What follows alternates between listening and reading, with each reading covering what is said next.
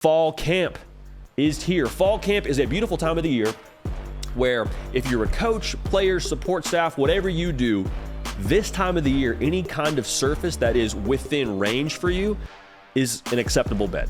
Like, people are taking naps in the locker room, people are taking naps on the training tables. Doesn't matter how you get your sleep because you got to get it in during the enormously long days that fall camp are. So, with a lot of schools either starting camp today or having started camp in the last couple of days, what is some of the intel that we have gathered? I'm so glad you asked. Let's start with Lincoln, Nebraska. The Matt Rhule era has begun. And the interesting thing about their current status under Matt Rhule is they're currently living in the dorms during fall camp. Typically how this would work is you go to your, practice, and then you go back to wherever you live. Apartment, if you're in on campus living, then I guess you go back to that. But Matt Rhule has the entire team and a lot of the coaching staff currently living in the dorms. The reason why I'm actually interested about this and why I think this is actually pretty cool, this helps build team chemistry. Like, you are around your guys every single day. And the interesting thing about fall camp as well, for a lot of these places, school is not yet started back, or it's about to get started back. And so for the most part, it's just you and your boys on campus. It's just you and your guys hanging out, going through the dog days of summer and getting back to practice. And so to have everybody in the same building, I think that's going to pay dividends when it comes to the camaraderie side of things, because now you got a new staff, you got a lot of guys in through the portal who we're talking about here. A lot of new pieces here. Putting everybody in the same building throughout a difficult time that is fall camp, and I say difficult in the most loving way possible, I think that's going to help get this team to gel from a chemistry standpoint sooner rather than later. Also, Matt Rhule is running 2 different practices right now. And this is not uncommon for him, given what he did at Baylor, which I was a part of. He has one practice going on for the young guys, so your freshmen, your guys that maybe are going to redshirt, and you have one other practice going on for the experienced guys. So those are going on at 2 different times. And the reason why this is worth noting, whenever you are a freshman, or if you are going to redshirt, typically what happens during fall camp is maybe you get like a handful of reps. Maybe you get a rep or 2 at the end of the team period. Maybe you get 1 rep during 7-on-7. And so you go through a 2-3 hour practice.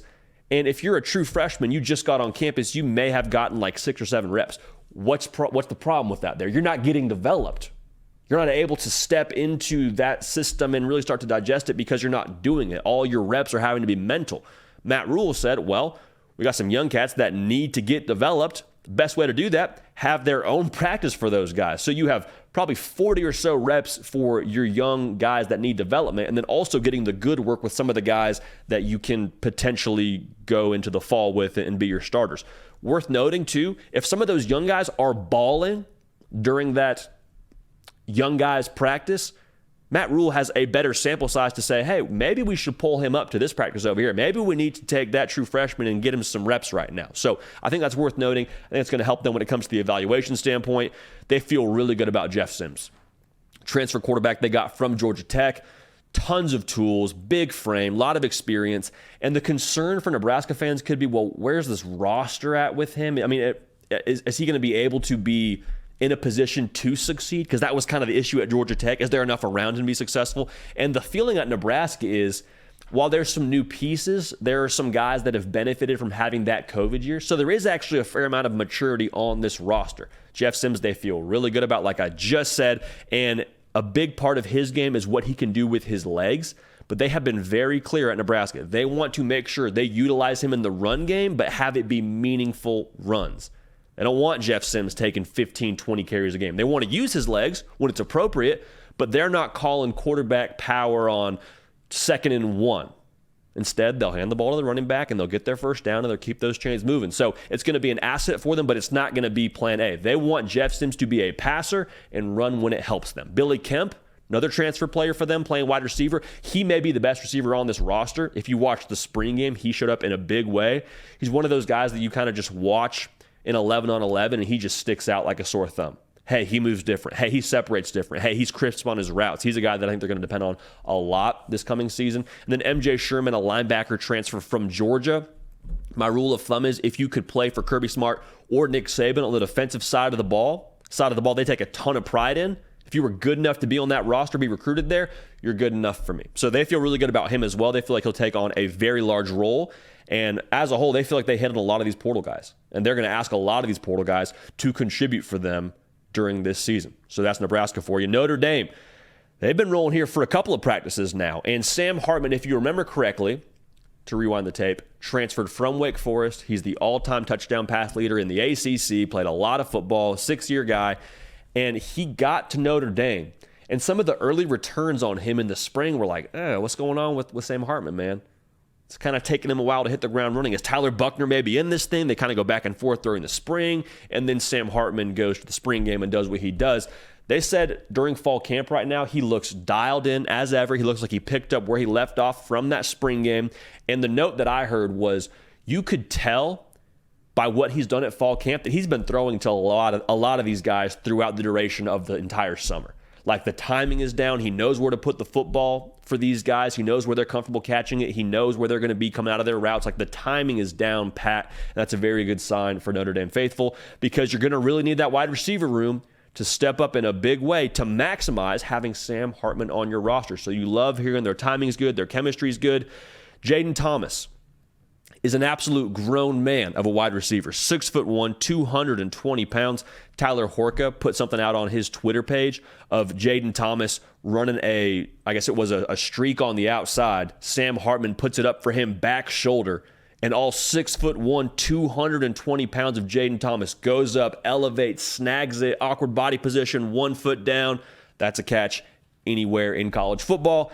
And so they're expecting big things from Jaden Thomas. They think he is probably going to be wide receiver 1 for them. We talk about it a lot on this show. You need the wide receiver room to separate and have somebody step up. They really think that's going to be him. Now, Chris Tyree played running back last year for Notre Dame. They are expecting him to start in the slot. They said he's totally embraced that new role. They said he caught 20,000 balls off the jugs machine. 20,000. So he's committed to it. He's transforming himself from a running back to a wide receiver. How he fits in that, I think, is going to be really interesting to watch for Notre Dame as they try and get this new offensive system rolling with Sam Hartman at quarterback. But Jaden Greathouse is a dude who absolutely snapped in that spring football game. For y'all that remember correctly, over 100 yards receiving in that game. He's a true freshman wide receiver from the state of Texas, 4-star kid coming out of high school, played against really good talent in the state of Texas. He is a dude they will depend on. Now, what kind of role he plays, I think fall camp will have some say in that. But they're saying that he picked up where he left off in the spring game, and it wasn't just a thing where the kid popped in one game and it had one good practice. Like, no, he's taken that and shown you good things throughout the duration of fall camp to this point. So they're excited about that wide receiver room. And then the last thing I want to say about Notre Dame, the defensive philosophy under defensive coordinator Al Golden is, in a word, more free. And I don't say free in the sense that you're doing less assignments and you have less guys with less on their plate. Like, they're still asking these guys to do quite a bit, actually be more versatile. But the feeling was last year maybe it was a touch more complex than what was productive. And so Notre Dame now is hoping to just let these dudes that they have back on defense, 72% of that production, just kind of go out, play ball, be instinctive. We're going to ask a lot of you, but go play more instinctual. I think that's going to help them in the long run when it comes to Notre Dame. Tennessee, they've got fall camp rolling. They started fall camp yesterday, and the biggest thing that we've heard out of Knoxville, and it's only been one practice. They practiced in helmets and jerseys and shorts, so we're pretty much out there just running around. The biggest thing that we've heard from multiple people is they just look like a different football team physically. Like, you see some guys that look a little bit more muscular, a little bit faster, more explosive, and some of that is just the first day of fall camp, so their bodies are more healthy than they've ever been. More healthy than they will be when it comes to October and November, and you've had the duration of a beating on your body. But the thing is, they won the winter, I think is important to mention. They've bought into the strength program. They brought into what they're doing from a nutrition standpoint. Like, they did what they had to do in the winter. And that's good. Like, you're supposed to do that. You can control that. But they said that Aaron Beasley, Keenan Peely, Arian Carter, all three of those linebackers look really good physically, and they've transformed their bodies from where they were last season. Now, Dante Thornton, transfer wide receiver from Oregon. We've talked about him a lot on this show. If you watch this show, you probably already know about him, but they said he looks good, man. He's a matchup nightmare. This offense under Josh Heupel is built to create matchups. It's built to have your wide receivers win one-on-one. He's 6'5", runs a 4.40 reportedly. Like, he is set for a big year, and he looked good yesterday, is what they're saying. Also, John Campbell transfer from Miami. He's all of 6'5", 320 pounds. Multiple people said this. He is going to be your left tackle. Darnell Wright, gone to the NFL. He's going to be the replacement. So they have some other pieces they're going to work in on the offensive line. It's not a totally new setup, but there's some other guys you're trying to work in at tackle and some other pieces you're trying to sort out there. But John Campbell will start for you at left tackle. He's got it locked down, is what is the word out of Knoxville. So the last thing we want to talk about here is Florida. And Florida is fascinating right now. We'll talk about the quarterback situation a little bit more in depth later in this live show, but Max Brown is right now, it sounds like, pushing that room. Now, is he going to start for you at quarterback? Probably not, but it sounds like he's making a real strong push for that backup role. Said he looks more accurate, more precise than he was this time last year. So you like to hear that a quarterback is making strides under your offensive-minded head coach and Billy Napier. The running backs working a little bit more in the pass game, it sounds like. And if I'm a Florida fan, the encouraging thing to me hearing that is, okay, our best players, to be real with you, outside of Ricky Pearsall, our best players, Trevor Etienne, Montrell Johnson, we're going to find more ways to get them the football. Okay, that's going to be a part of this offense, which I think is just good sense if you're a Florida Gator fan. R.J. Moten, transfer from Michigan. Remember, he was kind of that tweener linebacker safety, got there after spring. They've been really impressed with him. I think he contributes for them in a big way this coming season. He looks fluid, getting in out of his breaks, really transformed his body to be a true safety, it sounds like. And so they're encouraged by him and the way that he's been able to progress so quickly, having just got to Florida in the summer and is now looking like he's caught up and looking like he is comfortable in this scheme.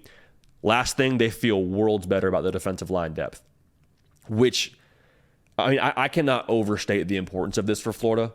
Last year, they had some good players. They had some strong ones, but when they got to the twos, when you had some guys get banged up over the course of a season, there was some wear and tear on your body, and when you were playing first and second down, now you're just playing first down, like at that point, there was kind of a drop-off for Florida. They feel much better about that. They got Cameron Jackson through the transfer portal, transfer from Memphis. He's a big boy. They also got Will Norman, who's a true freshman, 296 pounds, 6'4". I believe Cameron Jackson's somewhere in the range of 6'6". Like, they got some real size now on that defensive line.